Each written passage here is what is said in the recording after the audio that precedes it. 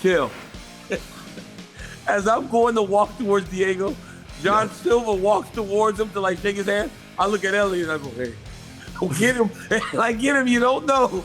I don't know what's about to happen here. And I don't want to be involved in anything that gets blood on my nice Noche UFC suit.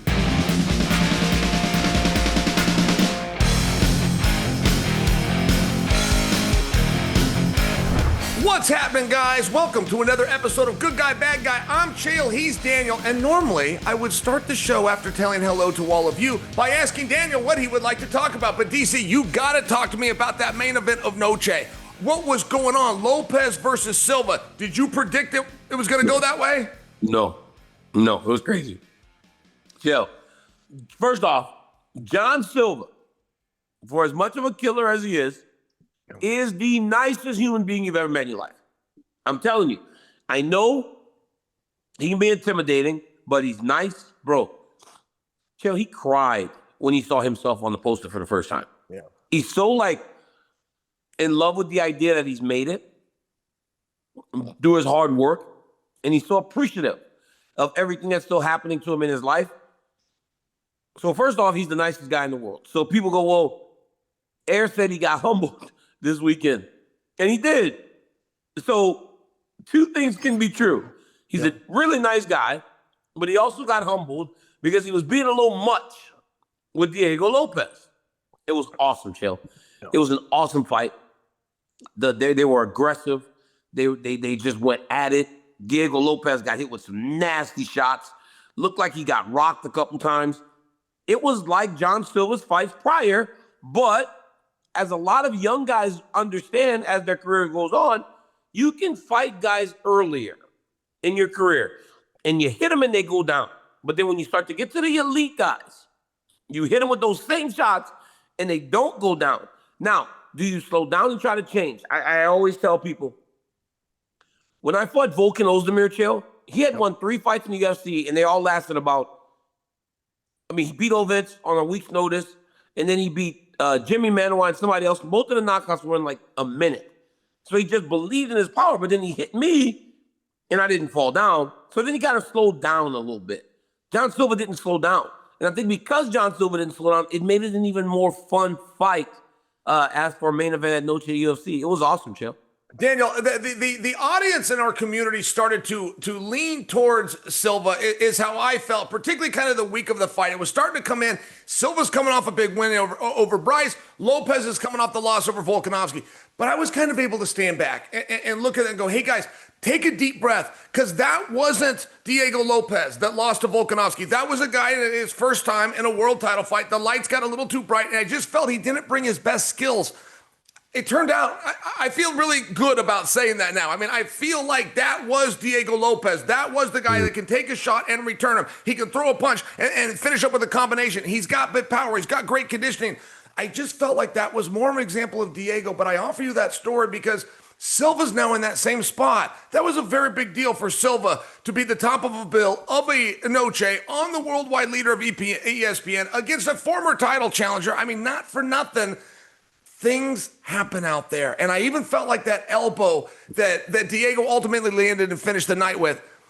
I don't know how much that was set up. I don't know how much technique or carelessness there was on Silva's part. It was one of those things that got thrown. There was a ton of power. It would have put down a small horse, and it happened to land on Silva. I just don't know that he needs to be down in the dumps. I think that's what I'm saying. I saw a video of him. He's very depressed. The same as he had a high when he saw himself on that poster. It was the opposite. He was so down after this defeat. And I wish that he could just stand back a little bit and realize these things don't have to last long. As a matter of fact, you're now in the very spot that Lopes was just in. It's okay. It's part of the business. Well, you got to learn, right? You learn to fight in those moments. Bro, the cut was so bad. And you know what was nuts? It was like Diego kept throwing that spinning elbow. Sorry. John Silva kept throwing the spinning elbow and missing. And then Diego ultimately landed it. But it was after John Silva just decided to just fight for some reason. He started to find success with his hands. So then he just threw caution to the wind and went after Diego Lopes. And said, that's not something you do. In those big moments, you got to learn to operate You got to learn to operate in those intense moments that matter so much. Because we're talking about a kid that if he won, Chael, he potentially could be right after or right in line with Aljamain Sterling, with Lerone Murphy, for who would fight Alexander Volkanovski next. Like, he really would have made a claim for what was next. And I think the moment got to him and the success got to him. The success that he was having in round number 2 showed him that he could get to Diego Lopes. He could hit him. He showed that he can hurt him. And by doing that, he goes, all I got to do is get him again. If I can hit him this next time, that might be the time that allows me to put him out. And then Diego just set him up perfectly. But dude, how about Diego? His grappling has always been sick. But when he got to that body lock, he went up, lift, put him down. That dude's been training in the Oklahoma State wrestling room, bro. And you could tell. Yes, and a lot of those guys that really commit and go into wrestling, they will have one moment in an entire fight. They will have 1 to 2 seconds where all of those hours and all of those days and all of those drills pay off. But Daniel, it's always huge. I remember when Frankie Edgar went and did this. He returned to Rutgers. He came out there. He's taking Uri Rodriguez. But his double legs were by a millisecond better than his double legs were before. And it was just nice. It was very nice to see some of those pay off. And I know that Jean Silva fans are down today. I just really want to go back to the idea. So were Diego Lopes fans after his last fight. I mean, what a difference a day can make. There's ways that you can get beat and return to main events. And Jean Silva has those qualities. He really does. I mean, he got over on this show. I can't remember the last time if we've ever spoke about it before. And for the last 3 shows, he's been the primary thing that we're speaking about. I mean, he's in a very good spot. But how he responds to this and how he deals with this is the question. It's not losing that fight. It's how does he respond to losing the fight that's going to affect his career, up or down? That's still to be seen. Yep, it's what you do next. Chill. Dominic Cruz said it could potentially be fight of the year after watching those guys fight. Yeah. At times we fall in love with what we've seen last. Do you agree? I still put the Joshua Van versus Brandon Royval fight above that, but it's very high on the list of the top fights of 2025. I love that you just asked that. I love this game. It's like death, marry, kill. I just love playing this game. But I will give it round of the year. I would give one of those moments that they should be looked at for round of the year. Sure, I don't know that Dominic's wrong, but I'll just offer that to hedge myself a little bit. It's a little easier claim. But yeah, man, it was special. You had 2 guys that believed they could beat each other. Look, one thing that the audience isn't fully aware of, when those guys are walking to the ring, they both have a pretty good idea of who's going to win, including when it's the other guy. And a lot of times when you're trying to break down fights, the guys that are really good at making predictions and analysts, they can see through the poker face. They can watch the press conference. They can see, they're both saying, I'm going to win. Which guy's bluffing? And I'm only sharing for you, when you have these really great fights, it's when that deal isn't followed. It's when Daniel and John Jones both walk out believing I'm the one that's going to win. Yeah. And Jean Silva definitely, and Diego Lopes definitely, they both thought, I'm going to beat this guy. And it's what made it so special, man. I'm not sure that's not what happened. I'm going to switch gears on you. Let's go over to Canelo versus Crawford. I think we had that again. I think we had 2 guys that truly believed I'm the one that's going to win. And that's when the problem comes, partner. That's the best. But you know what also the best, Chill?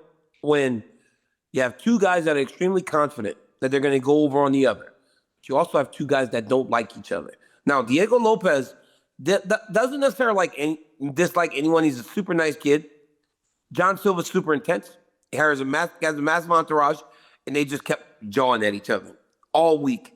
After the fight, Diego Lopes gets on the cage and gives the Silver Friend group the double fingers. All right? Then when Diego's done, he goes over to John Silva to try to congratulate him or say something. John Silva hit this man after the whistle, bro. He hits him. I know. Damn. Do you like when the bad blood doesn't end? And I mean, does that make John Silva a sore loser?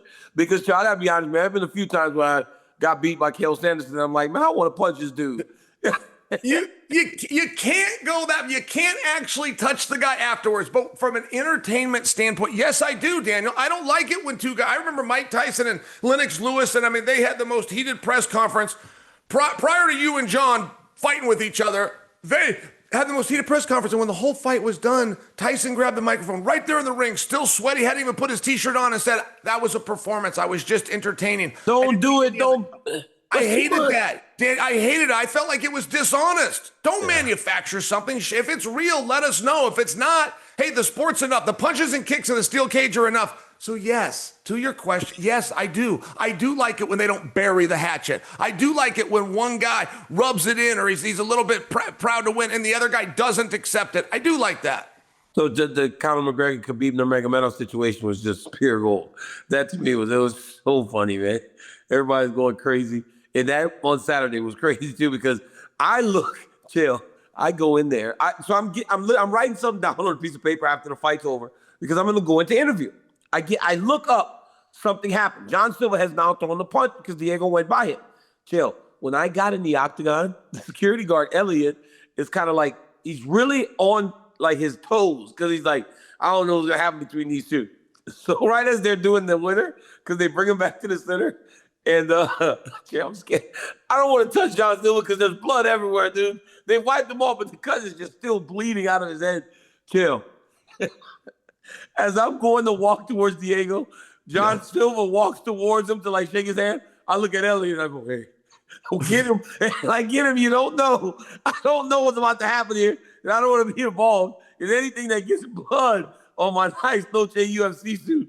Bro, I literally snitched on John Silva so Elliot could come stand in between him. I was like, yo, he's walking towards him. Make sure they don't start fighting. That was the right move. That wasn't a snitch. That was the right. It turned out you were right. He's still throwing punches. You called it right. It was crazy. Chill.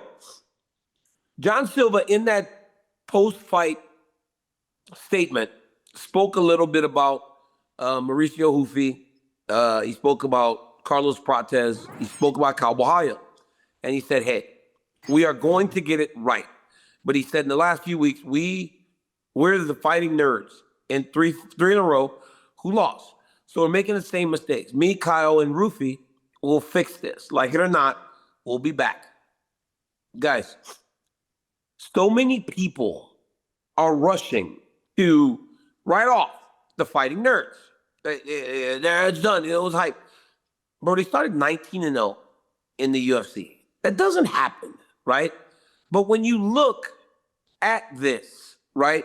When you look at a team that started this hot and then it turns, you and I both know that's just a game, right? That's just a game. How do they fix it, right? Like, what do they need to do to fix the perception or the idea of their team? I'm not panicking, but for the world that seems to be panicked, what do you think they have to do? And I agree with you. I don't think there's anything to panic, and I don't think the outcome is what you need to look at. It's the performance, and I think those guys performed really well and then got an outcome that was undesirable. Daniel, if I could just take you back. We, as Team Quest, were one of the original gyms. There was a publication that was posting the best gyms in the world, and 3 years in a row, we won number one gym in the world. We had Evan Tanner, the rest his soul. Matt Lindland was ranked number one. Dan Henderson and Randy Couture both had between the Pride belts and the UFC belts. We were really doing a very good job, and I bring that to you because there was a weekend.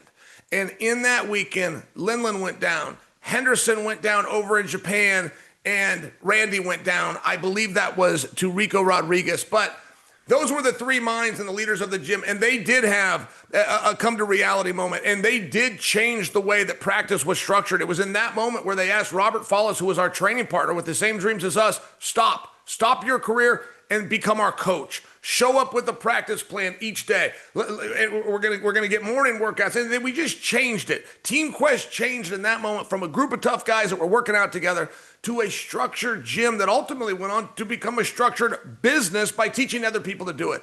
I only share with you, every now and then, guys do panic, they do yell fire when they shouldn't, when they need to realize you're performing very well. But Daniel, other times, it's like anything in life. If you believe it, it becomes true. And if they collectively together believe there's a better way, there's something smarter, here's what we're doing or here's what we're not doing, it can, from a mental, but also from a physical standpoint, it can change them. So I'm open to the idea. The one thing I don't want, sorry to be wordy on this, but I don't want them starting to fall apart and starting to train somewhere else or starting to bring in new coaches. I don't want to see the team disband. And we see a lot of that in boxing. When someone loses, they point their finger and somebody gets blamed for it. That's not the case. These guys are doing great, but they got scouted. They moved up the card. The competition was a little bit harder. It's a reality of the sport. Calm, easy, let it go. But that's, I mean, Bohalia lost to Imavov, who's going to be fighting for the belt. Rufi just lost to Benoit Saint-Denis, which is probably, because we've seen Benoit lose, that's probably the one that was most surprising. But again, he's barely been fighting here. And then John Silva just lost to Diego Lopes, who just fought for the belt. They're not losing the bumps, right? So I get it. And Protez lost to Ian Gary, who has proven to be a real problem for anybody in the UFC. Here's the deal, Chael. Generally, and when you were speaking of Team Quest, you spoke of Randy, Evan, you spoke of Lindland, those guys, and Dan Hendo. Because they were the leaders, because they were the faces, it didn't really matter what happened beneath them, because the faces of the program were generally competing at the highest level. So even if somebody got beat, it didn't matter. So it was like that with us at AK, right? Josh, we had a lot of guys in the UFC, Kyle Kingsbury. We had guys like Mowgli Benitez and Alejandro. We had so many guys, right? And they would go out on the weekends, and at times they would win, and at times they would lose. People didn't go, oh my God, AKA is falling off, because when I would show up, I would win, and I was fighting for a belt. Or Kane would fight for a belt, or Khabib, or Luke. And then even when one of us went down, somebody else still had that belt. So it gave the idea that the gym was always in such a strong position, but we never had to deal with being undefeated. I think that's a different element that I don't believe any of the other teams had. And I think because the fighting nerves started so hot, you lose a few fights and everybody starts going, well, were they really that good? Yes, they were, because nobody goes to 19-0 in the UFC. It doesn't matter. We only could have got to 19-0 in the UFC if you started with just me, Kane, Khabib, and Luke Rockhold. And guess what? By the time we got to the UFC, Kane had already lost. So Kane would not have been 19-0. So it's like, as long as the faces are doing well, it's huge. But when you have three of your faces fighting on 2 weekends in a row and they all lose, now people get scared. But yeah, when that girl lost, when that girl, the one girl that was on the Fighting Nerds team, had lost, and she was the only one who would have lost, nobody was going, oh my God, the house is burning, because the rest of those guys were still winning. But let's not forget about the Oleg Shazak brothers, who since going to the Fighting Nerds have fought better than they've ever fought in their life. One contract, the other one is doing really well. So it's like, those guys will be fine. I think they're a good young team, some good young fighters, and they'll be good. Hey, Chael, you spoke a little bit about Canelo Crawford last week, and that was an awesome weekend. So packed, so busy, just a spectacle, right? Noche UFC, which to me is my favorite weekend of the year in fighting. And my Monday headline delivered. I said, without the Sphere, no problem. The fights would be amazing. So you called it. Yeah. You did call it. I feel like I've been trying to get to Canelo Crawford for a while. And what is Air telling you we can't? Can we go there yet? No, we can go there now. Something else. Yeah, no, we can go there now. We can go there now. They had 80,000 people. Dana White promotes an event. I think it's his second time. I think Mayweather-McGregor, I feel like this is his second boxing event.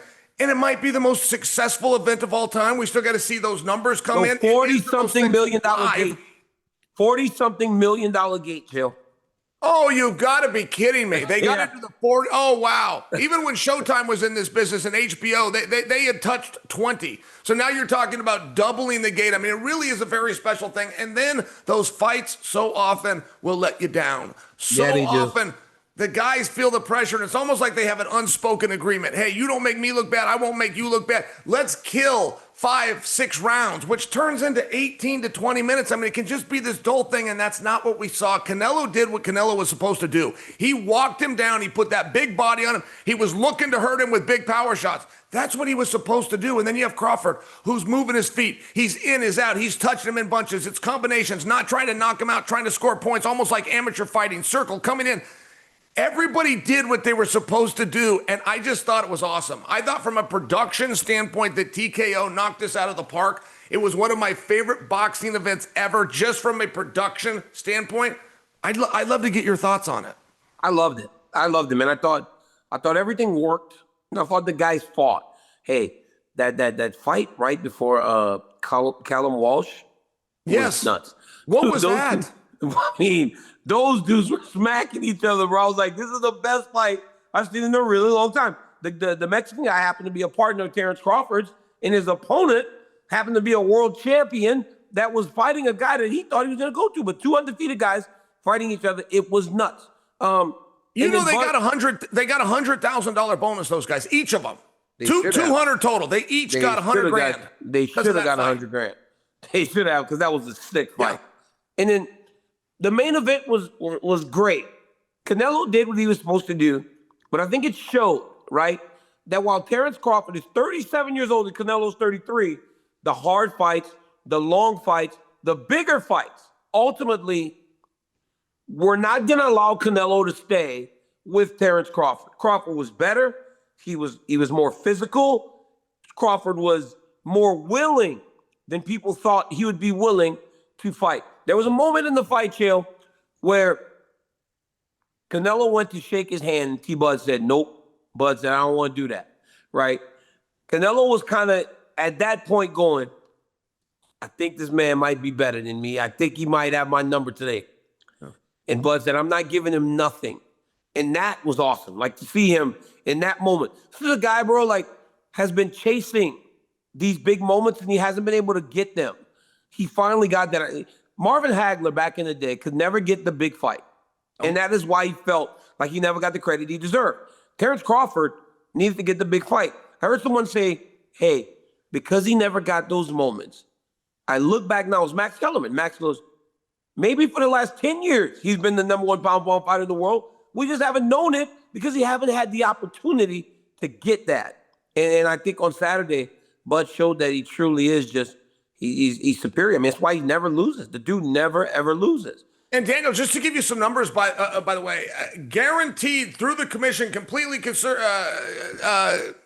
disclosed numbers, $100 million to Canelo. There was a bonus structure, but he's guaranteed $100 million. Crawford, $10 million. So you see the disparity. I mean, you see who believed was to be needed. Yeah.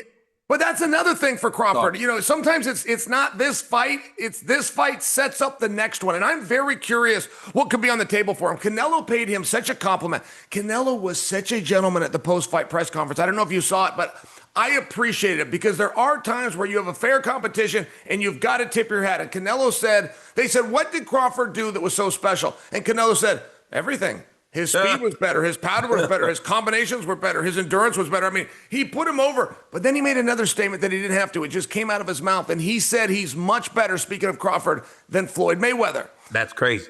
As soon as you invoke Floyd, as soon as you bring Floyd into it, particularly in Las Vegas, something interesting happens. And when you talk about what is possibly on the table for Crawford, I'll tell you what's not off the table: Floyd.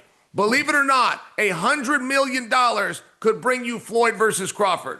Yeah. I mean, Floyd's fighting Mike Tyson right now, so yeah, right. anything So, could of happen. course, it seems like, of course, right? Yeah, anything could happen. Chill. When you have an event like this, right, and you have guys that stand out as they have, it obviously, in today's world, especially with everything being under the same umbrella, will pique the interest of fighters. Ilia Topuria, the UFC lightweight champion, said before he'd fight Terence Crawford. He said before he'd fight Canelo. But then after Saturday, he said, first Terence Crawford calls me drunk. Then he walks out to my song. He goes, I will fight you whenever you want, and I'll teach you how to mariachi. And he said, and Canelo, I'll save you around after him. Chill, do you love this or do you hate it? Because I gotta tell you the truth, man. What Conor did by going as long as he did with Floyd Mayweather was probably some of the most surprising stuff I have seen in combat. Watching Francis Ngannou go as long with Tyson Fury was some of the most surprising stuff I've seen in combat sports. I would have expected Tyson Fury to do him like Anthony Joshua did. But I also believe that Floyd Mayweather and Tyson Fury also have an ability to make sure that a person could stay in there with them as long as they need them to make it look competitive, to make people feel good about it. Do you like that Ilia wants this? And do you think Ilia has the ability to compete with these guys in boxing? It's not fighting. It's boxing. Sure. And no, of course I do not. If he could have made it in boxing and that's what he wanted and he wanted those fights, he would have chosen boxing. No, I don't. However, Daniel, I look at it just slightly different as a viewer, which is, could the guy ever get the fight? Does the guy that's calling for the fight have the skills, have the skill set like Conor McGregor, where he can actually make this happen? Whether he does or not, can he make this happen? In Ilia Topuria right now, no, that was not going to be taken serious. Ilia Topuria is on the verge of a stardom like we've never seen. And when he gets to that point, which, by the way, could only be 6 months from now, all of a sudden, it's not as ridiculous of a concept as you might think. And you want to know who was very respectful of this call out? It happened to be Crawford. There is something about MMA that Crawford actually really respects. Yes, he got a little wrestling background in him. There's something about Crawford where we as MMA fighters kind of feel like we know him and he's one of us. And I like that he walked out to his song. I do think it was an accident. I don't think he knew that was his song. Yeah. But I like that as a piece of the story. I like that Ilia called him out. What basis does Ilia Topuria have to be upset at him for walking out to the song? But he chose to act as though he was personally offended. Yeah, but that's the right thing to do, right? It's the right thing to do because you want anything that's going to spark it. He's just trying to spark it. I remember when Conor McGregor first said he's going to fight Floyd Mayweather, I laughed. I go, this is ridiculous. This is the number one powerful fighter in the world, the boxer that's making $20, $30 million a fight. He ain't fighting Conor McGregor. And then I realized he was going to make $100 million to fight Conor, and it happened. You can almost will these things into existence. Yeah. So Ilia's taking things out of the McGregor playbook. But Chael, you got to have that stardom. And like you said, he's not there yet. And I think that's what's going to stop him from getting the fight. But I mean, when you're Terence Crawford and you've been dying for big opportunities your whole career, could an Ilia Topuria fight be the next thing that's the biggest thing?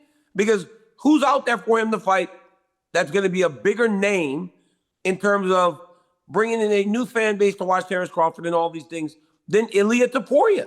There are some legs to it more than it would be normally, especially being that Bud respects the UFC as much as he does, and he knows Ilia Topuria. He didn't even have to. He could have no-sold him, Jill, but he didn't do that. No, I see it the same way as you do. Crawford's actually in a bit of an interesting situation. I mean, you're kind of pushing for Ilia. A moment ago, I was pushing for Floyd. And normally that would be, we would both have kind of silly ideas, but he's in a position where a top boxing trainer came out and his suggestion was that Crawford retire. Retire on top. There's no one else to fight. Whatever you do is going to be a step down. Now, when you have Dana and you got some guys, they'll come in and they'll create the right opponent. But I do share for you, he's in an unusual moment. He's in an unusual weight class that he's never been in. He's in a very unusual spot. And by the way, he's got a lot of power right now. What Crawford pull off, I mean, that is what dreams are made of. And every idea, when you're under the TKO banner, every idea is on the table. Just don't like start thinking about going up more and ending up there with Bivol. Don't fight Bivol. Like, just, I know you get excited when you win a big fight, but do not end up fighting that dude. He is something else, man. I've been watching him constantly, and he will show you that size does in fact matter. He will absolutely show you size does matter. Chill, you know who else will show you that size does matter? Our next guest, Drew McIntyre, who wrestles this weekend at Wrestlepalooza against Cody Rhodes. Will that size matter? Let's see. Okay, and now we are joined here by the Scottish Warrior. Hey, he got that big old sword. Chill, I swear to God, when I was growing up in Louisiana and I watched He-Man, and He-Man had this sword, I was like, okay, this is He-Man. But he's like 6'7", He-Man. He-Man to me on TV looked like He-Man looked like a short guy. Drew McIntyre isn't. Drew McIntyre joins the show right now. What's up, Drew, man? Thank you for joining us. What's happening, lads? Thank you for having me. I got some of the swords behind me right now that I've used over the years, but you got to be a tall man to use these swords. They're Scottish claymores. Like, same name as my finishing move. They're 5 foot tall each. So Wow. they're superstars that are not quite tall enough to hold one of these things. So you got to be Drew McIntyre size to carry one of these things. Do you Bro, have a when little you- concern with those hanging on the wall? I mean, you're really trusting your nails at that point, aren't you, Drew? I'd be more concerned if anyone decided to break into my office. I want to try out these things. These are the same swords that I cut the ropes at WrestleMania with, so they're extra sharp.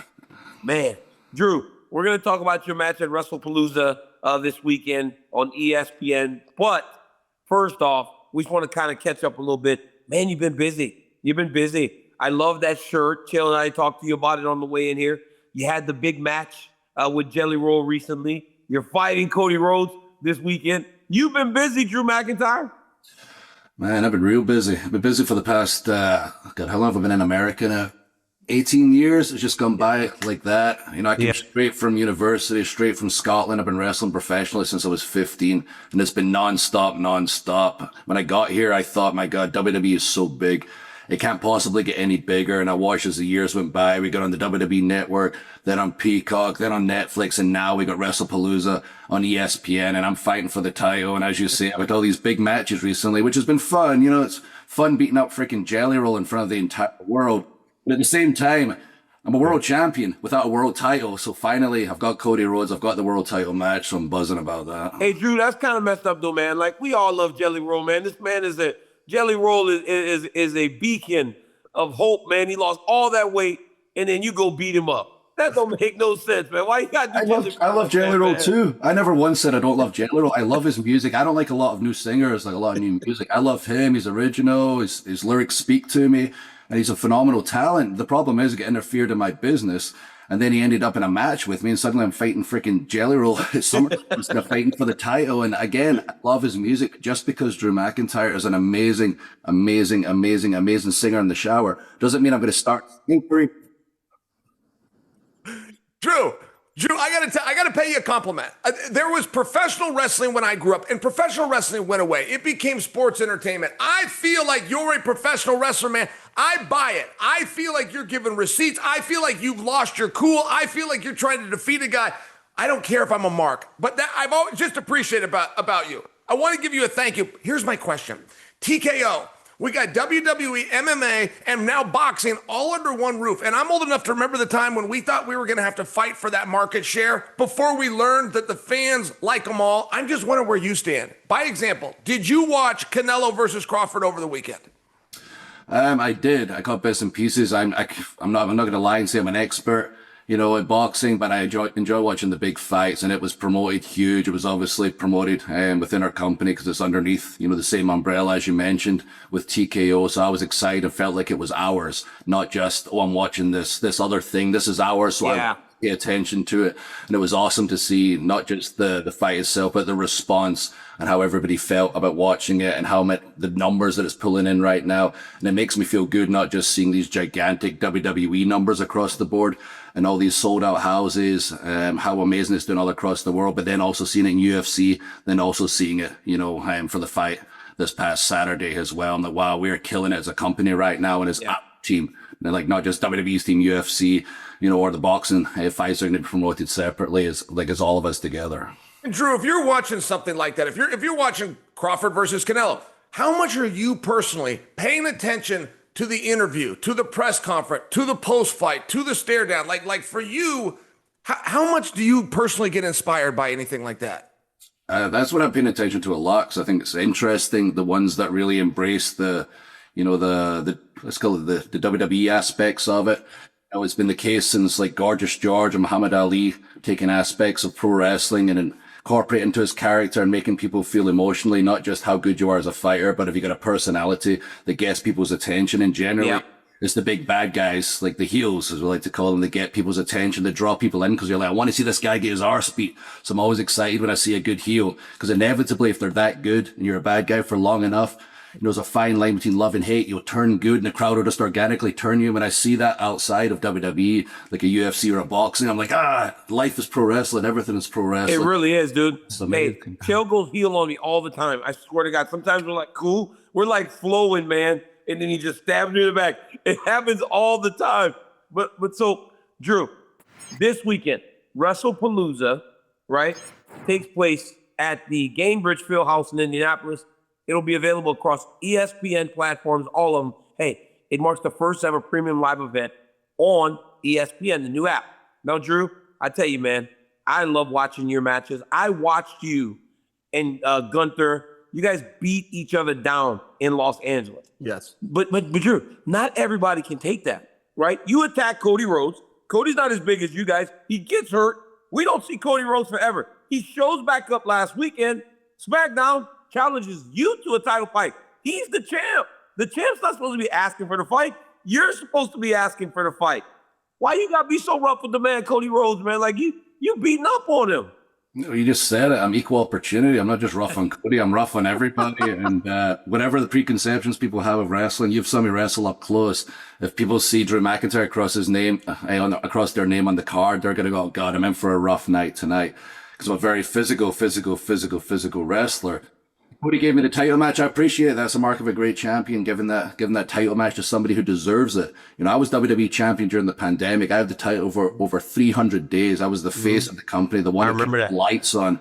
And I never got a chance to hold the title in front of fans for more than 5 minutes, which I got 2 WrestleManias ago. Then I got screwed at the title, just like I got screwed at the title in my own country twice, in Wales, in the UK, then in my actual country in Scotland. Someone else interfered, screwed me at the title, and then I've been And they cheated you against Roman Reigns. They kept cheating you against Roman Reigns. You fight 5 dudes. You're fighting 5 dudes at a time.